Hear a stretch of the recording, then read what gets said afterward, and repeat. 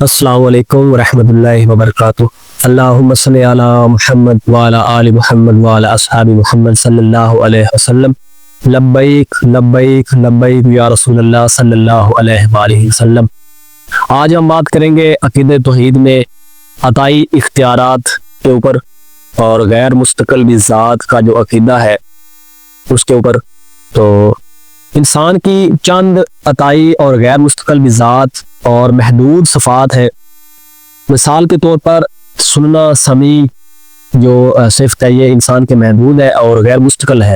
اللہ رب العزت کی لامحدود ہے اور وہ ہر جگہ سنتا ہے اور اس کی اپنی ذاتی ہے۔ انسان کو اللہ نے یہ جو صفت ہے، یہ خصوصیت سننے والی، یہ عطا فرمائی ہے۔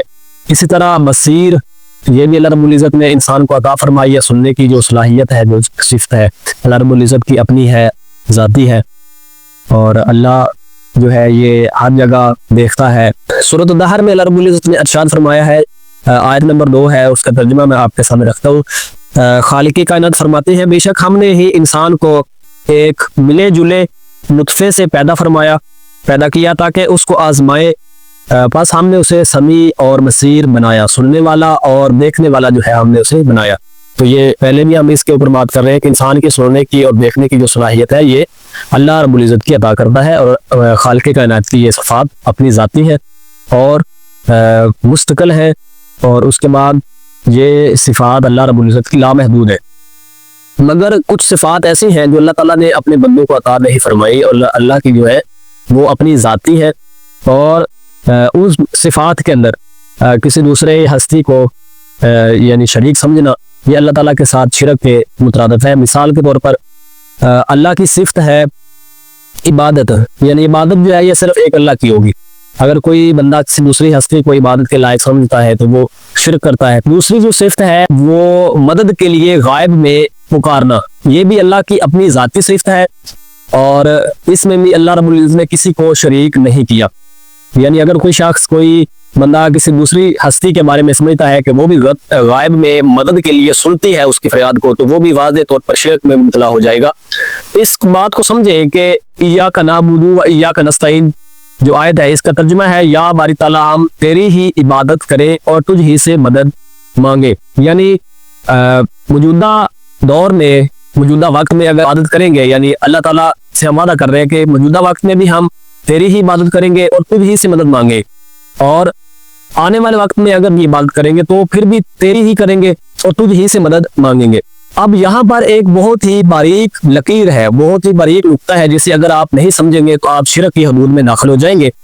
اور وہ باریک لکیر یہ ہے کہ مدد کی جو بات ہے اس میں آپ کو سمجھنا ہے کہ ہم کہہ رہے ہیں کہ یا باری تعالیٰ ہم تیری ہی عبادت کرتے ہیں اور تجھ ہی سے مدد مانگتے ہیں۔ آیت کا جو ترجمہ ہے یہ ہرگز یہ نہیں ہے کہ ہم تیری ہی عبادت کرتے ہیں اور تو ہی ہماری مدد کرتا ہے، بلکہ آیت کا ترجمہ جو ہے وہ یہ ہے کہ یا اللہ تیری ہی عبادت کرتے ہیں اور تجھ ہی سے مدد مانگتے ہیں۔ مدد مانگنے کے اوپر جو ہے یہ شرک ہو رہا ہے، یعنی سارا شرک مدد مانگنے کے اوپر ہو رہا ہے، مدد کرنے کے اوپر نہیں۔ یعنی ہم کیا کہہ رہے ہیں کہ یا اللہ تیری ہی، تجھ ہی سے مدد مانگتے ہیں، ایسا نہیں ہم کہہ رہے کہ تو ہی ہماری مدد کرتا ہے۔ اب آیت کا پہلا حصہ کیا ہے کہ ایاک نعبد، یا اللہ ہم تیری ہی عبادت کرتے ہیں۔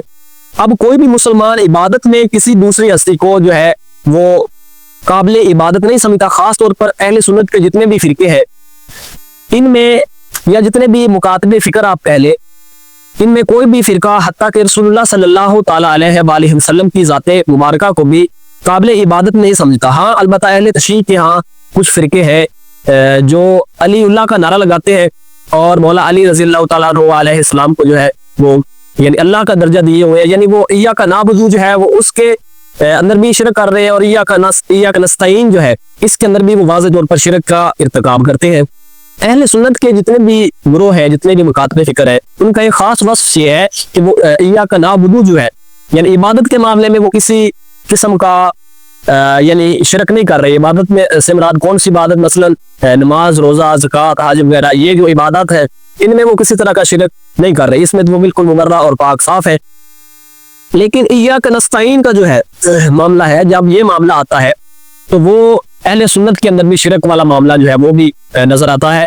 یہ معاملہ ہے کس وجہ سے؟ تو اس کی وجہ جو ہے یہ ایک آپ کہہ لیں کہ کچھ لوگ کم علمی کی وجہ سے اس میں شرک کا شکار ہیں، اور کچھ لوگ تقلید کی وجہ سے اس کے اندر مبتلا ہو چکے ہیں، اور کچھ اہل سنت کے جو فرقے ہیں بات کو سمجھنا نہیں چاہتے، اور کچھ لوگ جو ہے وہ کم عقلی کی وجہ سے اس لکیر کی دوسری طرف کھڑے ہیں، یعنی شرک والی سائڈ پہ کھڑے ہیں۔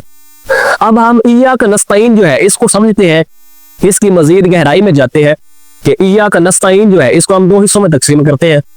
پہلا، غیر میں اللہ سے مدد مانگنا، یعنی یہ آپ اس ایک نقطہ آپ سمجھ لیں، ایک آپ سٹیپ سمجھ لیں کہ ایک ہے غیب میں اللہ سے مدد مانگنا، اور دوسرا سٹیپ، دوسرا پوائنٹ آپ ذہن میں رکھ لیں کہ اللہ کی طرف سے مدد کا ہونا۔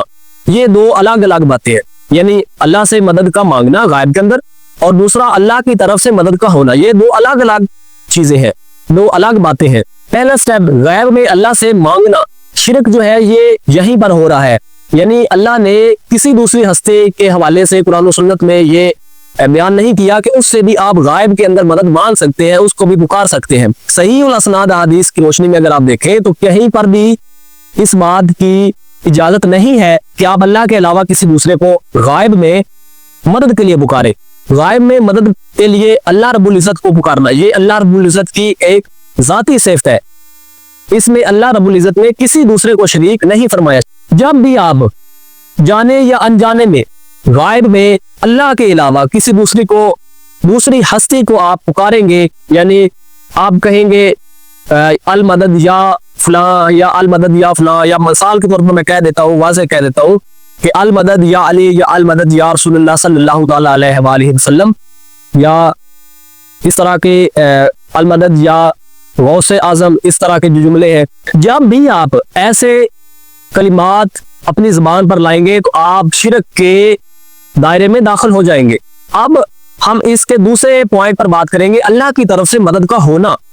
تو جب یہ معاملہ آتا ہے تو یہاں پر اللہ رب العزت کی اپنی مرضی ہے، اپنا اختیار ہے، اللہ رب العزت سے آپ نے مانگنا اللہ رب العزت سے ہے۔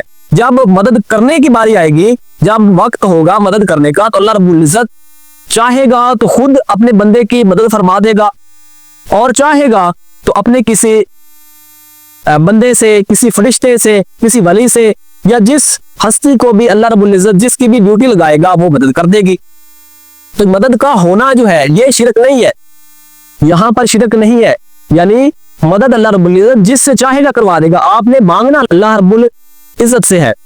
اب میں چند مثالیں آپ کے سامنے رکھتا ہوں۔ پہلی مثال غزوہ بدر کی آپ کے سامنے پیش کرتے ہیں کہ جب غزوہ بدر میں اللہ رب العزت کے حبیب صلی اللہ تعالی علیہ وآلہ وسلم کو کفار کے ساتھ مقابلہ درپیش تھا، تو حضور علیہ السلام نے مدد مانگی۔ کس سے مانگی؟ اللہ رب العزت سے۔ تو اللہ رب العزت نے کیا فرمایا؟ اے میرے حبیب، میدان جنگ میں ہم آپ کی مدد کریں گے۔ کس سے؟ فرشتوں سے۔ تو کیا ہوا کہ میدان جنگ میں فرشتے جو ہیں وہ رسول اللہ صلی اللہ تعالی علیہ وآلہ وسلم کے مددگار تھے۔ صحابہ کرام رضوان اللہ اجمعین رسول اللہ صلی اللہ تعالی علیہ وآلہ وسلم کے مددگار تھے۔ تو مدد کرنے کی جب باری آتی ہے تو اللہ رب العزت جس سے چاہتا ہے اپنے بندوں کی، اپنے رسولوں کی، اور اپنے نبیوں کی، اپنے ولیوں کی، جس سے چاہتا ہے مدد کروا دیتا ہے۔ دوسری مثال میں آپ کے سامنے رکھتا ہوں بارش کے حوالے سے، کہ میں یا سارا معاشرہ یا آپ بھی اس میں شامل ہیں، جب ہمیں مثال کے طور پر فرض کریں ہمیں بارش کی ضرورت پیش آ جاتی ہے، فصلیں جو ہے وہ سوکھنا شروع ہو جاتی ہے، جو پانی ہے اس کی قلت ہو جاتی ہے، تو اس حوالے سے ہم کیا کریں گے؟ تو صاف ظاہر ہے ہم اللہ رب العزت ہی سے مانگیں گے۔ تو اللہ رب العزت نے جو ہے وہ بارش، یعنی اللہ رب العزت دیتا ہے، لیکن ڈیوٹی کس کے لگی ہوئی ہے؟ اب سمجھے اس مثال کو، یہ عقیدہ توحید کو سمجھنے کے لیے بڑی ایک واضح اور ایک عام سی مثال ہے کہ عام سا بندہ بھی اس کو سمجھ سکتا ہے۔ یعنی جب بھی آپ مانگیں گے بارش تو اللہ سے دعا کریں گے، آگے فرشتوں کی اللہ رب العزت نے ڈیوٹی لگائی ہوئی ہے، یعنی جب بھی بارش برساتے ہیں تو یہ فرشتے برساتے ہیں، تو آپ کبھی بھی فرشتوں سے کوئی بھی شخصیت جو ہے وہ نہیں مانگیں گی، کیونکہ یہ واضح طور پر شرک کے اندر آتا ہے۔ ایسا جو شخص بھی کسی فرشتے کو یعنی مدد کے لیے پکارے گا، بارش کے لیے پکارے گا، تو وہ واضح طور پر شرک کی باؤنڈری کے اندر داخل ہو جائے گا۔ تیسری مثال میں آپ کے سامنے رکھتا ہوں رزق کے حوالے سے۔ رزق کون دیتا ہے؟ اللہ رب العزت عطا فرماتا ہے، لیکن کوئی ہستی آپ دیکھیں غائب کے اندر کسی فرشتے کو پکارتی ہے، کیونکہ ڈیوٹی جو ہے وہ فرشتوں کی لگی ہوئی ہے، فرشتے رزق تقسیم کرتے ہیں، لیکن کوئی بھی مسلمان اللہ کو چھوڑ کر فرشتوں سے کبھی بھی رزق کا سوال نہیں کرتا۔ اس کی وجہ یہ ہے کہ جب آپ دوسروں کو پکاریں گے مدد کے لیے، اپنی حاجت کے لیے، اپنے رزق کے لیے، تو آپ شرک کا ارتکاب کریں گے۔ اور یہ جو ہے صحیح البخاری کے اندر اس کا جو ہے وہ پوری حدیث موجود ہے، آپ وہاں پہ دیکھیں کہ انسان کا رزق جو ہے وہ اللہ رب العزت کی ذمہ ہے، لیکن ڈیوٹی جو ہے وہ فرشتوں کی لگی ہوئی ہے۔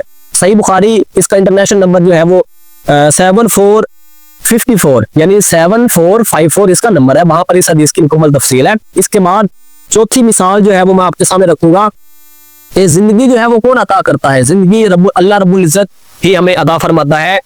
انسان کا جو نطفہ ہوتا ہے، انسان جب پیدائش کے مراحل میں ہوتا ہے تو اس میں روح جو ہے وہ اللہ رب العزت کی طرف سے ڈالی جاتی ہے، لیکن ڈیوٹی کس کی لگی ہوئی ہے؟ آپ دیکھیں کہ اللہ رب العزت ایک خاص مدت کے بعد ایک فرشتہ بھیجتا ہے رحم کے اندر، تو وہ اس بچے کے اندر جو ہے وہ روح ڈال دیتا ہے۔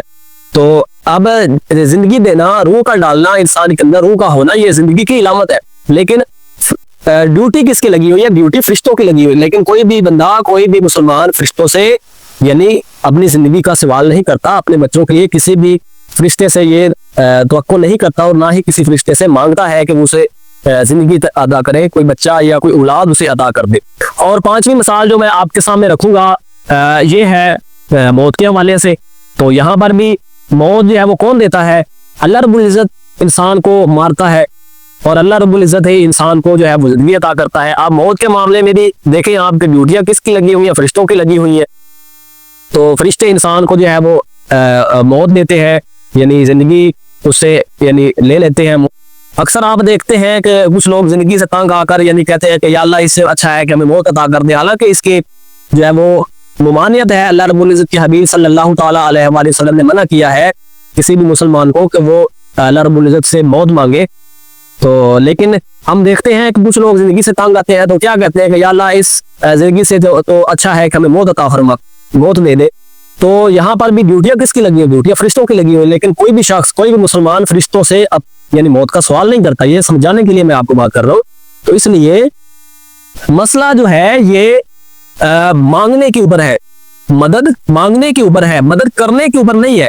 مدد کرنے کی جب بات آتی ہے تو اللہ رب العزت جس سے چاہتا ہے اب مدد کروا دیتا ہے، چاہے تو خود کر دیتا ہے، چاہے کسی سے کروا دیتا ہے۔ لیکن جب مدد مانگنے کی باری آتی ہے تو آپ کسی کو بھی مدد کے لیے نہیں پکار سکتے۔ یعنی اللہ رب العزت کی طرف سے آپ کی مدد ہو گئی، اس کا مطلب یہ نہیں ہے کہ آپ نے اس شخصیت سے جو ہے وہ آپ نے بعد میں مانگنا شروع کر دینا ہے۔ مانگنا آپ نے صرف اللہ سے ہی ہے۔ اللہ چاہے گا تو اسی شخصیت سے جس سے کے ذریعے سے پہلے آپ کی مدد ہوئی، اس کے ذریعے سے آپ کی مدد کر دے گا، چاہے گا کسی اور کی ڈیوٹی لگا دے گا۔ تو دعا ہے اللہ رب العزت ہمیں اس فرق کو سمجھنے کی توفیق عطا فرمائے، اور جو میں نے حق بات کہی اللہ رب العزت سے دعا ہے اللہ ہمارے دلوں میں اس کو راسخ فرمائے۔